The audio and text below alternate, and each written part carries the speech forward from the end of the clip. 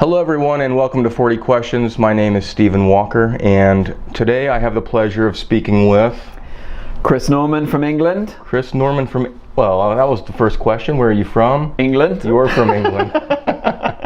You stole my thunder already, Chris. So England, where is England?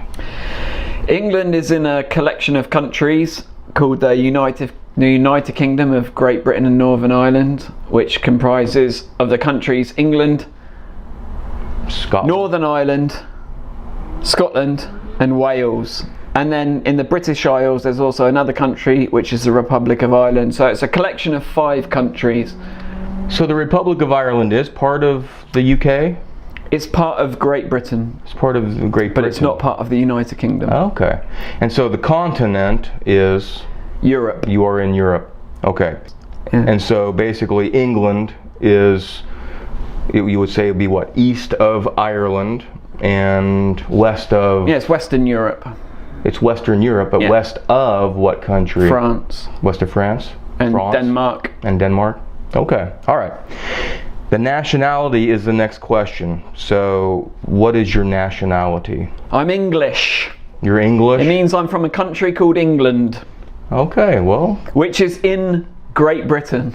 In Great Britain, which is in Western Europe. Which is in Western Europe, yes. Which is west of France and east of Ireland. Indeed. Okay. Indeed. And so the population, do you know what the population of England is? The population of England is 66.5 million people. 66.5. And so what is the capital city of England? London. London? London. London? London. Are you from London? No, I'm not from London. Where are you from? I'm from Southampton. Southampton. Yeah. And so what's the location of Southampton to London? It's south and a little bit west. I live southwest. I live bang in the middle of the southern part of England.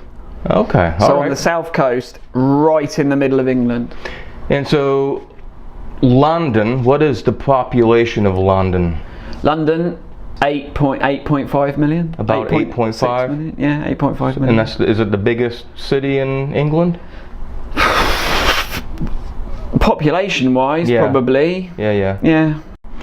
Okay, moving into Unit 2 is shapes, sizes, and appearances.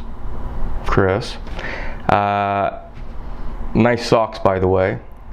Thanks. You're welcome.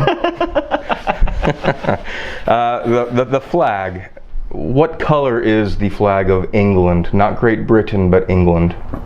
It's red and white. Red and white? Yes. Okay, and the next question is the appearance. So what does the English flag look like? It's a red cross on a white background. Okay, and it makes up part of the Union Jack. All right. As you know, the Union Jack is comprised of the flags of the home nations. So you have and the name of the English flag is a St. George's flag. And who was St. George? St. George was a mythical dude who slayed a dragon. And so that's what your flag is based on, is a myth. Well, you say that, but the Welsh flag, the flag of the country Wales, which is a neighbouring country, home nation of ours, southwest is a dragon. Okay. It's a dragon on a red background, and our flag is the St. George's flag, the flag of the saint who slew the dragon. So you can see there's some history between England and Wales. Connection. And then you have the Scottish flag on the Union Jack. We've got the blue of the Scottish flag, which is the white cross on the blue background. Yeah. How does that connect with? Did the Scottish have anything to do with the dragon? No. They just have their own monster up there in Loch Ness. Yeah, they got the Loch Ness monster. Okay. Yeah, maybe. A lot of monsters running around in England. That's a very old, very old country. It's a very old country. Okay, so the next question is, I'm going to combine 8 and 9. This is about the appearance of the majority of people living in England. Is there a typical appearance? Well, there's a variety of people who live in England because it's a very old country, and people have been migrating to England for over 10,000 years. But I suppose you could say that there is a a larger majority of white Western European people. And so the next question is minorities.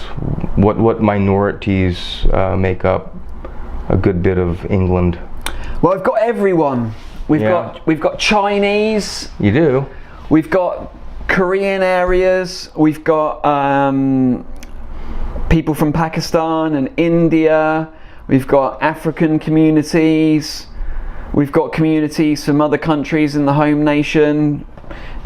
Traditionally, England has been a place where people have migrated to for the last 10,000 years. So, yes, we've got a lot of... you might call them minorities because there are less of them than another race, but it's their home as much as it's our home. Okay, moving into Unit 3, food, tastes, and ingredients. Traditional food from England. What would you say is the food that it's like this is England? Well, our national dish is curry. Is it curry? Yeah, Indian curry. Is that true? That's our national dish. It's recognized by the government as it's recognized by everybody in England as our national food. Okay, and is it? We've been eating it for hundreds and hundreds of years. Hundreds and hundreds of years. Yes. Okay, so tell me what are the ingredients of English curry? Well, it's not an English curry, it's an Indian curry. But you said that it was a traditional English food. Exactly. Therefore, it being English. Yeah. You recognize it as being an English food, well, so it's an English curry. It's different. It's maybe slightly different to an Indian curry from India, but. All right, so tell us, what are the ingredients of this curry? It's got onions, and it will either have a tomato base or a spinach base. So that's a red curry or a green curry. It could have be made of lamb or prawns, which you call shrimp, or it could be a chicken curry or a vegetable curry. And other ingredients include paprika and Indian curry spices, salt, pepper, and chili. And people in England like very spicy curry. They do? Yes. Spicy food is something that English people eat a lot. All right, did not know that. So you basically answered the next question, which is taste. How does it taste? It's spicy in the It's other? excellent. Excellent? Yeah. It's excellent. What is, but it's good because on my tongue, what do I don't taste excellent. I can say it's excellent, but how does it, can you describe the taste? It's complex. It's spicy. It contains a variety of spices which you can feel in your mouth and in your tongue. And the atmosphere when you go to eat a curry with people, you might make a curry at home, or you go to a curry restaurant and you eat curry and drink beer with your friends or your family or your co-workers, and it adds to the taste of the food. But now complex, that's a good word. Yeah, it's complex. It's complex. A lot of foods are complex. Smell.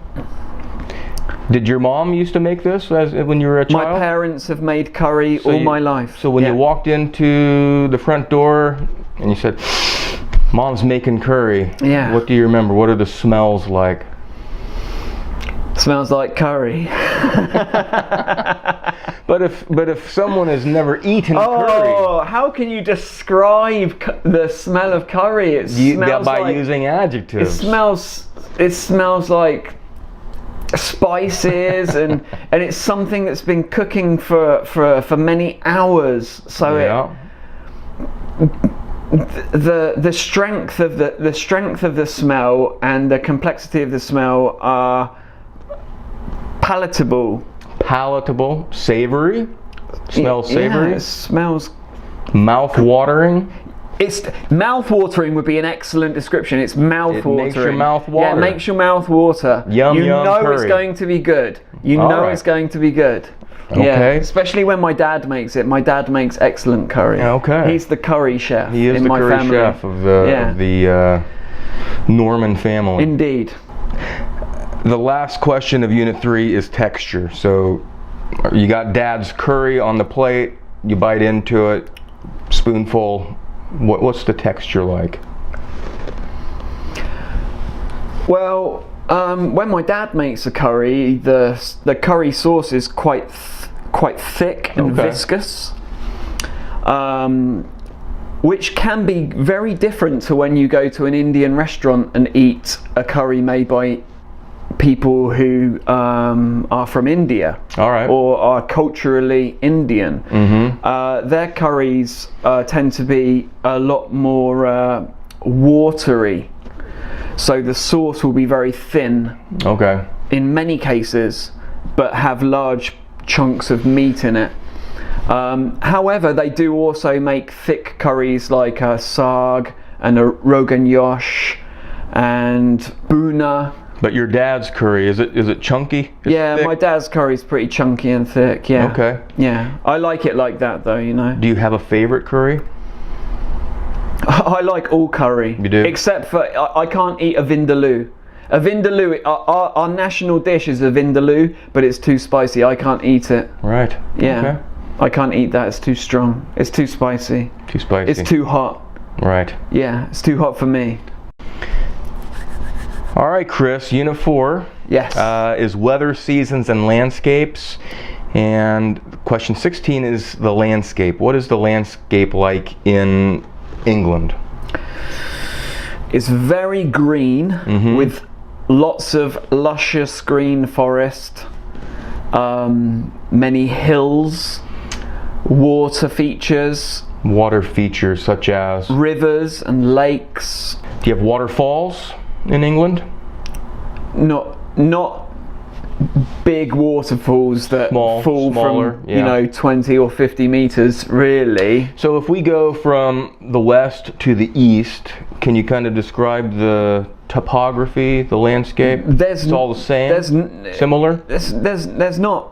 It's not greatly different. It's not greatly So different. we start but- from the coast, you have the coastline, and Yeah. how about the beaches? Are they nice beaches? England's a very small country. Yes. So you have beaches. Are they nice? Are they white sand? Are they rocky? We have both. We've got rocky beaches with pebbles, and we've got sandy beaches as well. So Okay, and then we're heading to the Cross-country. Midland. to the Midlands, where it tends to be either flat or hilly. Flat or hilly. Yeah, hilly, meaning Do you have? it has do you lots have- of hills. Yes. But it's hilly. all very green with lots and lots of trees and rivers and no people, No except for people. rich people. Except for rich people. Sheep. You have Oh yes, we've got lots of lots sheep. of sheep. Oh, one of the greatest things about the English countryside is that there are so many animals everywhere. Okay. Where I live, there are wild horses, wild cattle, wild deer, Really? rabbits, all running around everywhere. So when I go to the forest, when I go home, I go for a walk with my friends in the forest, and there are animals running around everywhere. So the forests, are they thick? Are they dense forests? They're managed and they're Okay. cultivated, Yeah. but they are protected. So the natural habitats of the animals extend for very many miles. You say it's hilly. Is it mountainous at all? Do you have mountains in England? In England, no. No. No, we've got hills, we've got rocks. All right, Chris. So then the next question is seasons. How many seasons would you say England experiences? 4, There are 4. yeah. Are they equal? They're equal because they all contain rain. Aha. So that's not a typical season from where I'm from anyways. It's a rainy atmosphere, huh? It's not it's not a place where you experience heavy rain all the time, but It rains. It rains a lot because it's an island, and Thus islands it being very green. islands generally receive fairly high rainfall all year round. Does it snow in winter? It can snow in the can? winter, but it doesn't. It's not as cold as Korea in the winter, and it doesn't snow as much as Korea in the winter. It's very mild. Mild. I went home at. But you do have 4 distinct seasons. We have 4 seasons. Of Trees course, yeah. change colors Of course, in the yeah. in the autumn. Yeah. Well, you can notice the different seasons, Okay. of course. Yeah. All right. So, Chris, what season, when you were a young lad growing up, did you have a favorite season? Well, that's easy to answer because when you're a young lad growing up, then Yes. you're always looking forward to the holidays. So summer would naturally be your favourite season. And of course, summer in England is extremely beautiful. It can rain, but it's much better than winter or spring or autumn, which can be quite weather-wise, it chilly. It's the most pleasant. Yeah, of it's the most 4. pleasant, and we have the most free time Win-win. when we're young. Yeah. And then you get a job. Yeah. Okay, the next question is about natural disasters. What natural disasters are found in England? We honestly don't have any natural disasters. We're lucky if we get a hurricane, and that's fairly rare. No blizzards? No. A No- blizzard in England is considered a light snowfall in Korea. No flooding? Sometimes there's flooding. Sometimes From heavy but rain? It's, yeah, from heavy rain. but It's a rainy climate, so yeah, it's a rainy maybe climate. some floods. There are periodic floods. Earthquakes, volcanoes. No, we don't have those. All right, very lucky then. Pretty solid rock. Yeah, lots of rain. A lot of rain. Lots of rain. Grey skies. Gray skies. That's how we roll.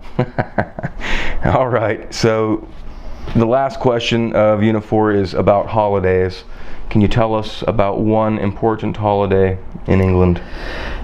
An important holiday in England would be bank holidays. And bank holidays always fall on a Monday. And everyone gets a day off work.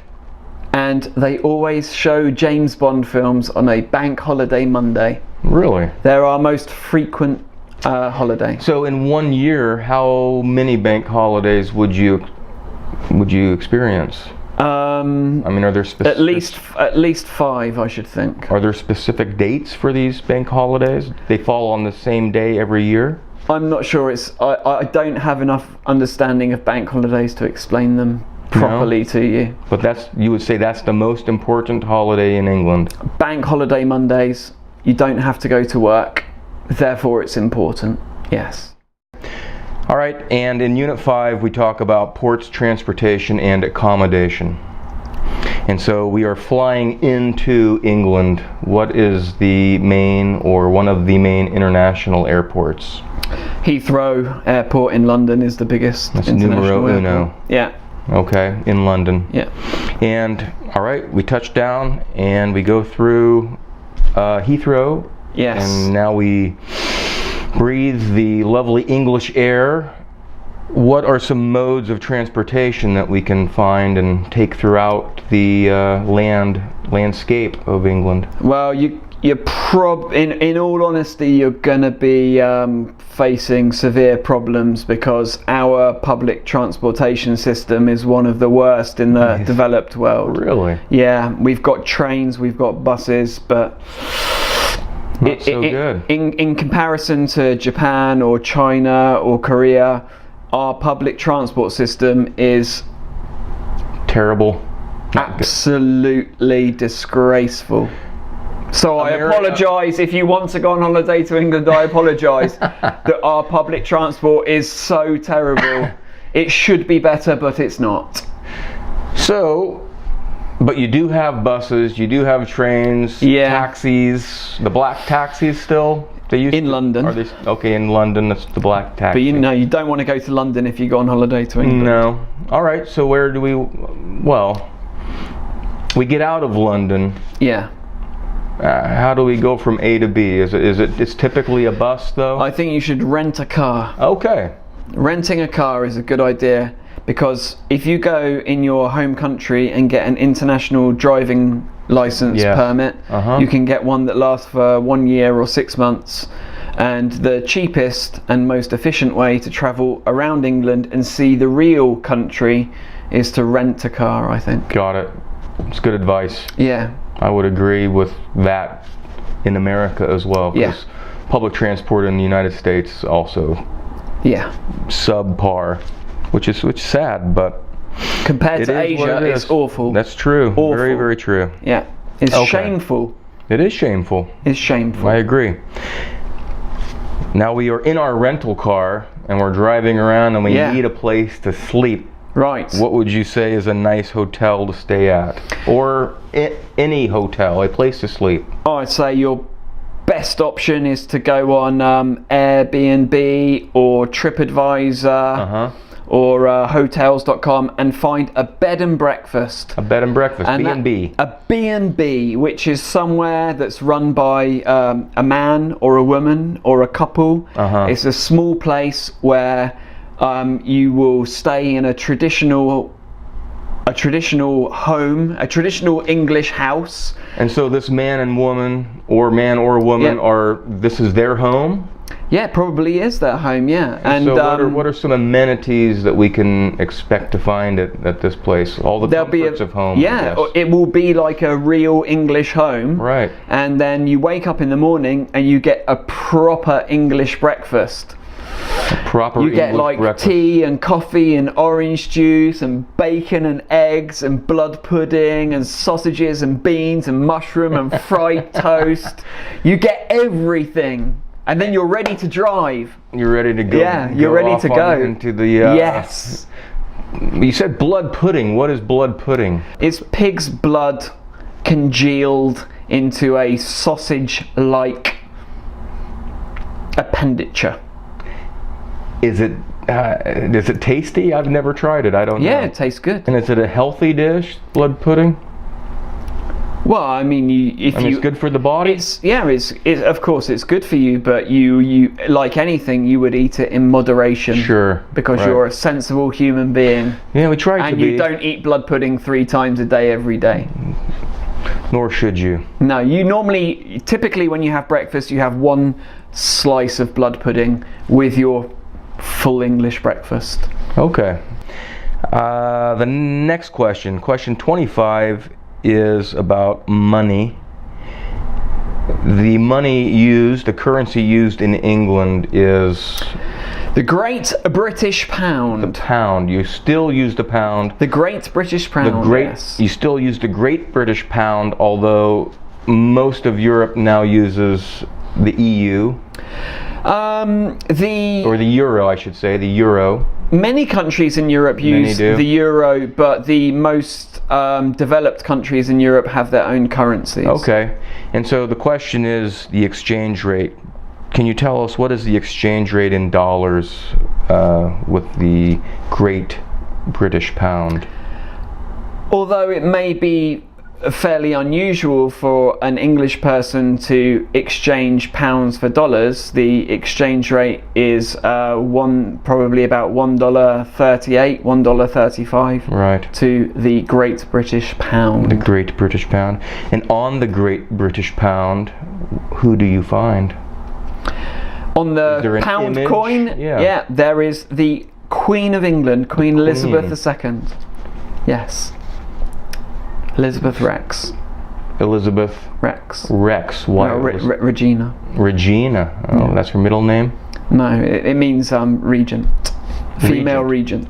Okay, Chris, we're moving into Unit 6 now, and it's about greetings, gestures, and customs. So we are traveling around your lovely country of England. Yeah.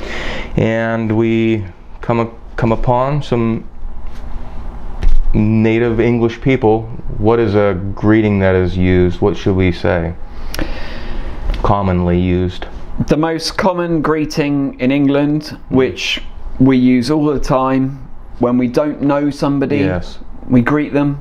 We always say, "All right, all right, All right. all right, All right. all right, You all right? all right." No, we just say, "All right, All right. all right." Even All with right. someone you don't know. All right. We commonly greet and talk to people that we don't know. Okay. That's the way that we do things in England. So quite friendly. We nod, Nod. and we say, "All right, All right. all right," Okay. and smile. And We you smile smile. at each other. Well- We smile at each other. Yeah, the international language, body language. You can't go wrong with a smile, can you? We smile and we say, "All right."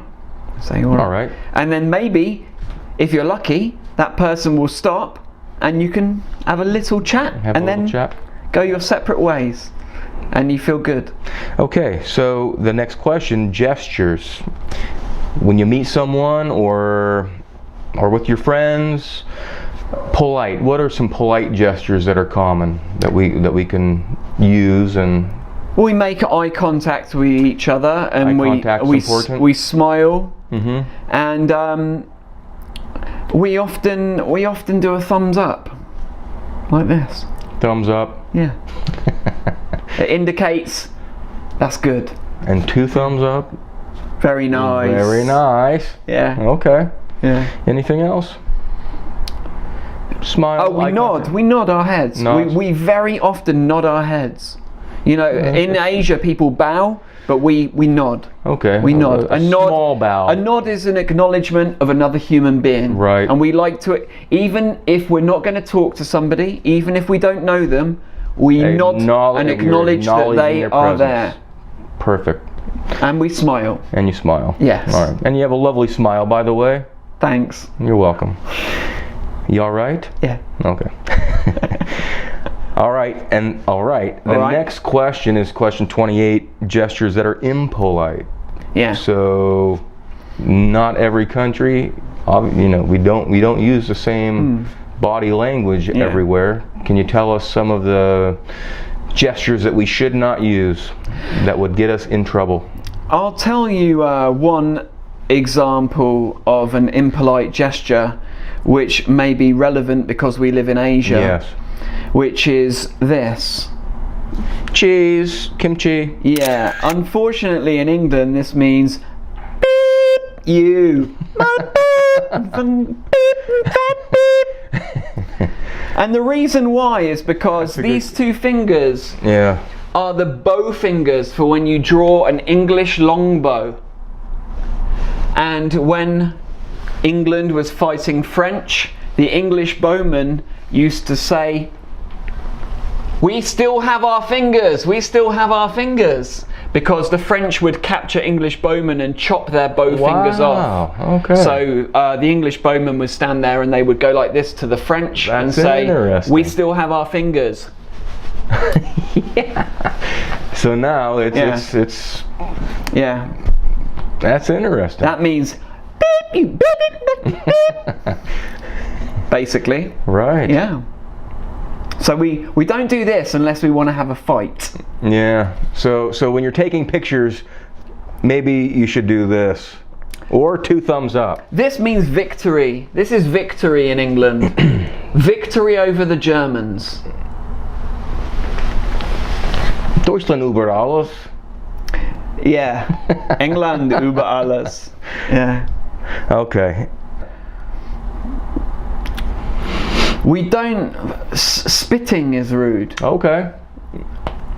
Spitting on the street, out in public. Yeah. I mean, people spit. We spit, but we don't spit with the intention of signaling something to other people. So if someone is in your presence that you do not know, spitting would be an insult. it would be highly insulting. They would take it offense. They would It's take highly it personally. insulting. Yeah, they would punch you in the face. Yeah. So no spitting. No. Got it. You have to be careful when you go to England because people don't. They react strongly to insults. So It's not a nice calm place like Korea, or China, where you might get away with. people might turn their nose up at your behaviour or gestures, or be a little bit upset. People in England would become violent if you were to upset them. That's good to know. That is good to know. Yeah. Okay, and the last question of Unit 6 is about religion, and what religions are practiced in England? We have Hindus. Yes. Muslims, and many of the 500 to 1,000 denominations of Christianity, Buddhists, and the main religious group in England is non-religious. Okay, Unit 7, Chris, is landmarks, activities, and things to do. And we are in England. Where is a good place to go sightseeing? Can you tell us 2 or 3 places that you would recommend? Yes. Please do. We have a lot of castles which mainly date back about 1,100 years, which were built by the Normans. And those castles are all around the coastline. And they are excellent places to visit. Right. Also, if you're interested in looking further back in history, then where I live in Southampton, which is the central southern part of England, if you head west along the coast, you'll find Stonehenge and the Avebury Henge. And there are hundreds of henges across the United Kingdom. And what is a henge? A henge is typically a circle of stone monuments which are linked across the home countries, across our home nations, and they linked the people who lived there 6,000 or 7,000 years ago. And they travelled between henges, and they had food and festivals and ceremonies and sacrifices before we were invaded by Christians from Europe. Okay. And did it have a connection with like the solar system, the constellations? Yes. Yeah. They are cosmologically linked with the winter solstice and summer solstice, which are perhaps in England our most ancient times of the year, our most ancient festivals of the year.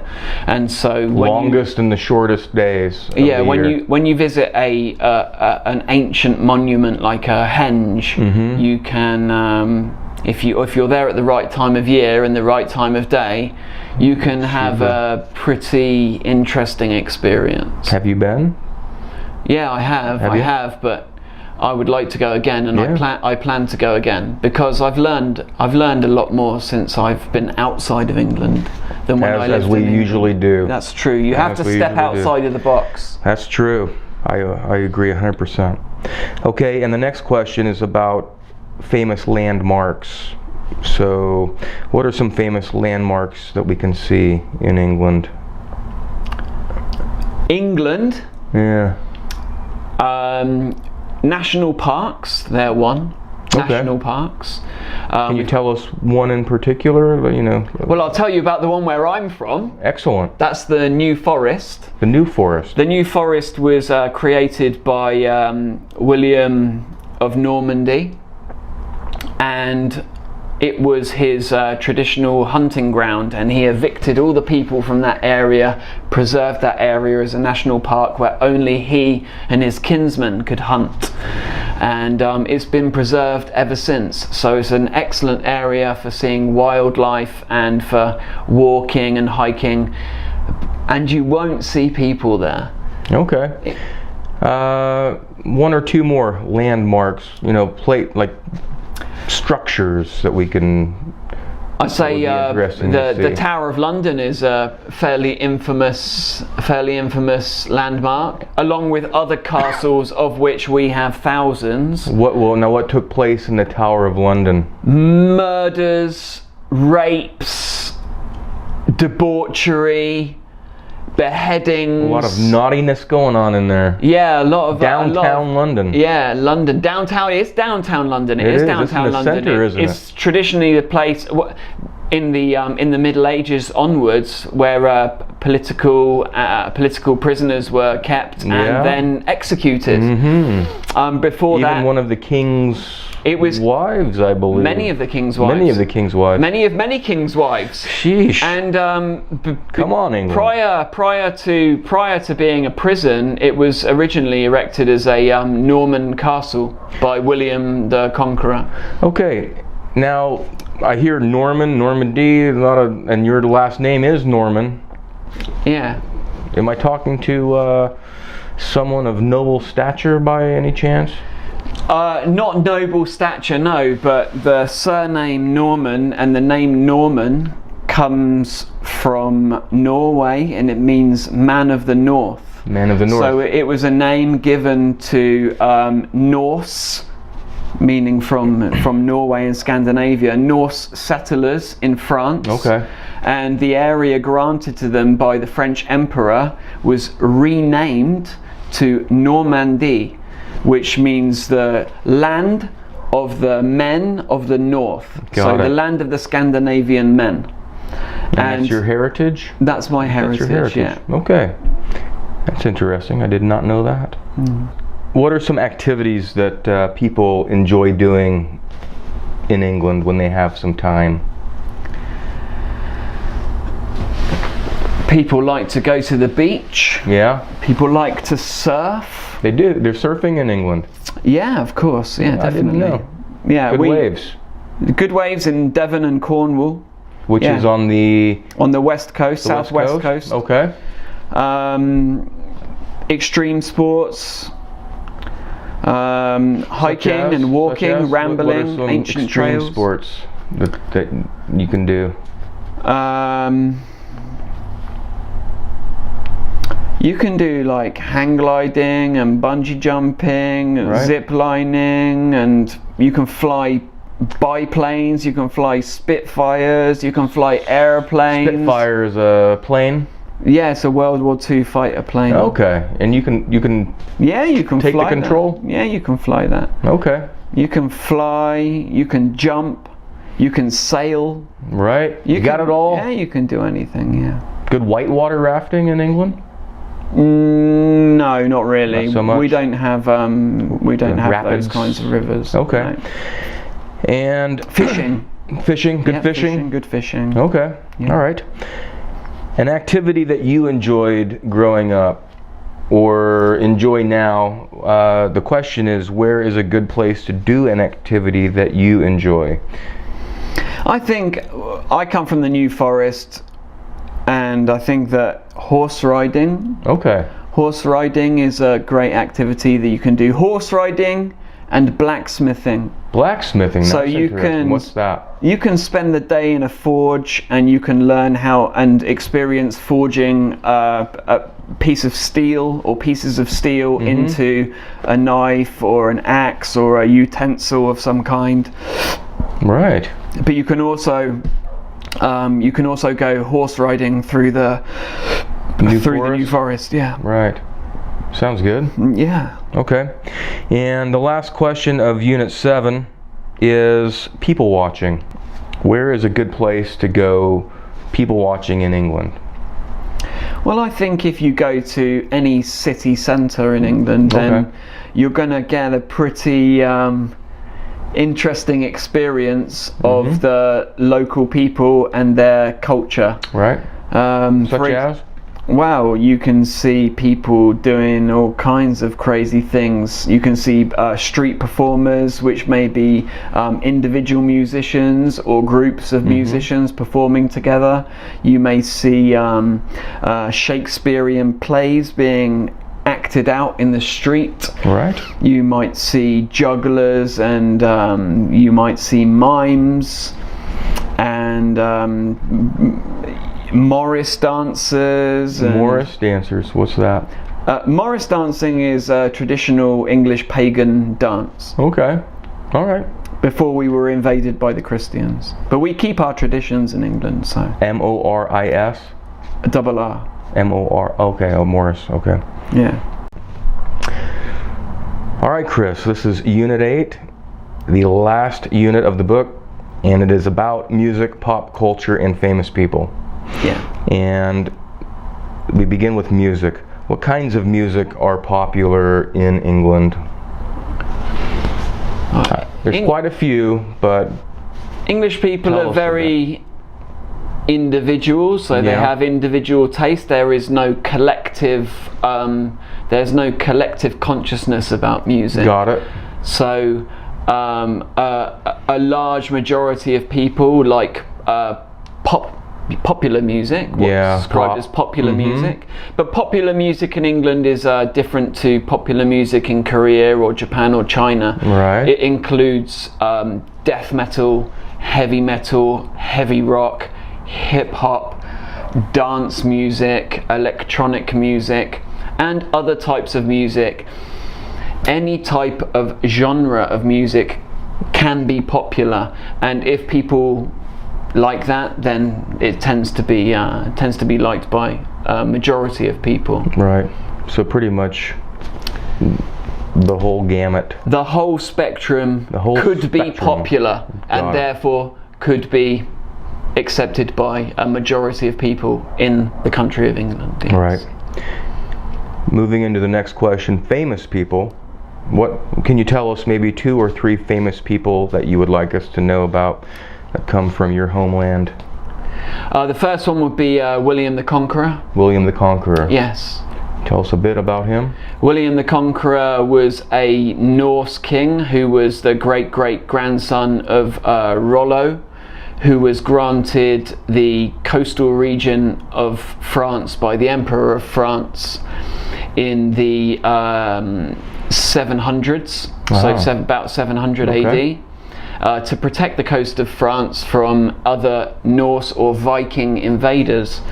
The Norse people settled there, built up a culture and economy, and eventually they invaded England successfully. Okay. Because their leader, William of Normandy, had the most legitimate claim to the English throne. So he went to England to claim his throne. And he rightfully claimed his throne. Okay. But it changed English history forever. Because that's when we started to speak French. Parlez-vous français? No, I don't speak French. No. All right. Give us one more. One more. Your choice. The Queen of England, Queen Elizabeth II.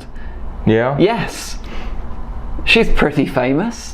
She is famous. Yeah. How about tell us one that is not as famous? Give us someone that you think is, that you'd want us to know about that we don't already know about. Artist, philosopher, scientist. Osbourne. Ozzy Osbourne. Yeah, Ozzy Osbourne. Who's Ozzy Osbourne? Ozzy Osbourne is and was a musician. Yeah. Who started a band called Black Sabbath in the 1960s. Right. And that band created a new genre of music, which was heavy metal. And of course many genres of music have been created in England, especially in the 1960s, 70s and 80s. But Ozzy Osbourne's Black Sabbath was really something quite unique and quite different. Any other genres that you can tell us were created in England? Punk. Okay. Yeah, punk rock started in the I'd say the mid to late 70s, right. 1976, 1977. You've got the Lurkers, the Clash, the Sex Pistols, basically any band that started with the Damned. A nice definite article. Yeah. X-Ray Specs. Okay. That early type of proto-punk before punk became about appearance. Right. It was about music. Anti-establishment. Expression before. An expression. Before right. it was about how you look. Right. That's not English punk, that's more American punk. Okay. The next question, Chris, is about the president or the leader of England. Who do you have a president? No, No. we don't have a president. The leader? We have a prime minister. Prime minister, okay. Called Theresa May, who is Yes. a conservative, and her job is to represent the people of England. But that is debatable whether she actually does represent those people or not. I would like to, my opinion is that she doesn't represent the people of England. She represents the interests of capitalists and is not interested in the general public or the general population, their ideas, their beliefs, or their needs. Yeah. Okay, and Chris, are there any unique subcultures found in England? Well, there are many subcultures in England, but one that I'm quite interested in would be the new subculture of fintech investors, which are a group of young, tech-savvy people who are speculating on emerging financial technology, which will eventually become the dominant financial technology. It's a very interesting sort of subculture that's started maybe in 2009, but really started to grow over the last couple of years, not only in England but across the world. So this would be like the Bitcoin type Bitcoin, cryptocurrency investors, speculators, market readers, and people who are moving into that space, making money, learning. It's similar to when we were growing up and the internet came out, or computer games came out, or computers came out. So this could hopefully be an example of a subculture that turns into something that becomes popular. Well, the older people and the people in the establishment look down on those things and say they're going to be nothing. That's going to be nothing. Because that's rubbish. It doesn't exist. That's just, this is similar to that. Right. Okay. Chris. Yeah. Guess what? We're done. Almost. Yeah. But not yet. What? Question 40 is about the flower. We're gonna end with a nice flower. Nice little some fluffy news at the end. Yeah. England. Does England have a national flower? Yes, but there will be division within the country as to whether that flower is the red rose or the white rose. Okay, but it is a rose. Yes, it's a rose. And why is there a division between red or white? That would take an extremely long time to explain because it's related to the monarchy and history and north and southern division within the country, which stems back for over 2,000 years. Well, then we'll let you do the research on that, why there's a red and a white. But it is a rose. And a rose by any other name? It's to do with the houses of Lancaster and York. I'll give you a hint. Okay, there's a good hint. Chris, thank you very much. Yeah, Thank you for your time. Yeah, good to see you. I enjoyed it. Yeah. And I hope everyone out there enjoyed it as well. And don't be afraid to go to England. You'll be all right. Nah, it's a great place. Yeah. Yep. But rent a car because public transport sucks. You heard it from the man himself. Yeah. From the north. The man from the north, Mr. Norman. Until next time, my name is Stephen Walker. This is 40 Questions. Ciao.